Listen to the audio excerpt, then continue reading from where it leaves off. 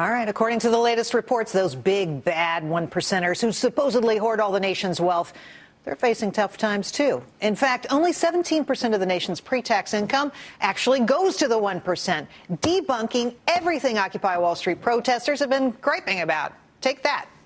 Time to let the Willis watchdogs out. Yu-Dee Chang is the chief trader and sole principal at Ace Investment Strategists in D.C. Carol Roth is a business strategist and best-selling author. And Monica Crowley is a radio talk show host. Okay, Yu-Dee, fire it off here. What do you make of this story? You know what? I don't know why we're so stuck on this so-called income inequality. You know, what is a true equality? Our founding father says that is to provide everybody on an equal footing, right? It's not to make sure that everybody grow up at the same height. And also talking about equality, what about tax equality? That so-called 1% of people that makes 17% pays 27% of the tax. So I tell you, that's not the issue there. And also, if you insist on taking care of this problem, it's very easy.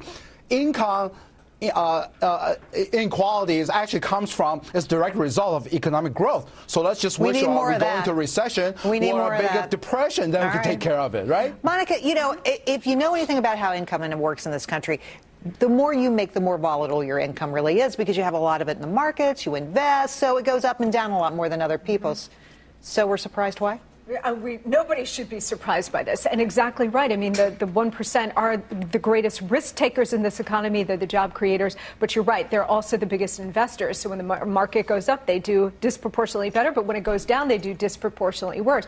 I don't think a lot of people want to send them condolence cards, okay, because relatively speaking, they're still more comfortable than most Americans. But I will say, I want to agree with Yu-Dee. When we talk about income inequality in America, look, the opposite of that is income equality. That's communism. That's where everybody has an equal share in poverty and misery. What the free market is all about is about giving you an opportunity to succeed. It's not about equality of outcomes. It's about equality of opportunity. Opportunity. That's right, Carol. Right. Yeah, I mean, if you understand the financial system in this country, not only is income going down, their asset values are going down, too. The challenge here, Jerry, is that the people who are protesting this don't understand and don't want to understand. This is propaganda. This is a brand. Look, they're drawing a line. How many kids in high school have even had the first economics class? I mean, at the end of the day, financial education is nowhere.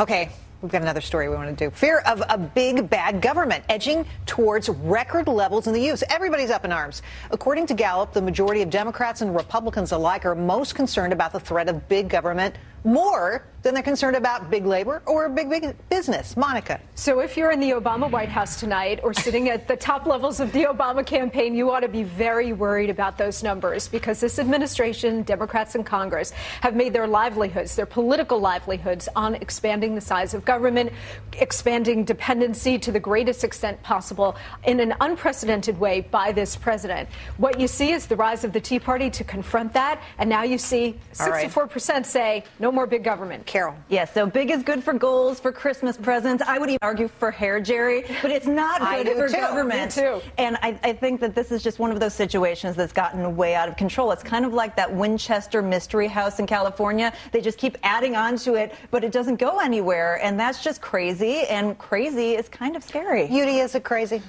Yeah, it is crazy. I think everybody hates big governments, and Republicans, Democrats, and also be careful. If you want a government that's big enough to give you everything you want, then that government is big enough to take away everything you have. By the way, I didn't say that. Thomas Jefferson did. Ooh. Right on. Yeah, baby. Way to end it. On. Okay. Yu-Dee, Carol, Monica, thanks. Thank you. Appreciate your time tonight, and we will be right back.